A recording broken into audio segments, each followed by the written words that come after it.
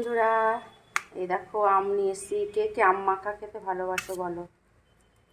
আম কি এইভাবে মাখা খেয়েছো? এই দেখো আমটা একটু কুড়িয়ে নিয়েছি। এই দেখো এর মধ্যে কি দেবো বলো তো? আম মাখা দারুণ লাগে খেতে যদি জুৎসই করে মাখা যায়।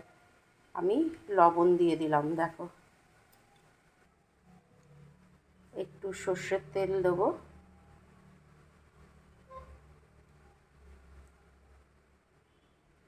একটু সর্ষের তেল দিয়ে নিই। আম মাখায় চিনি তো দিতেই হবে, চিনি দিয়ে দিলাম। তোমরা যেমন টক খাবে সেরকম চিনি দেবে।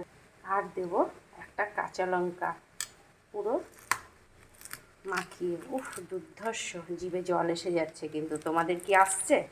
একটু জানাও তো বন্ধুরা।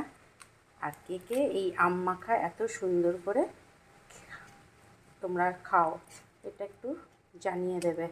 খুব সুন্দর মিষ্টিটা, কিন্তু তোমরা যেরকম খাবে সেরকমভাবেই দেবে।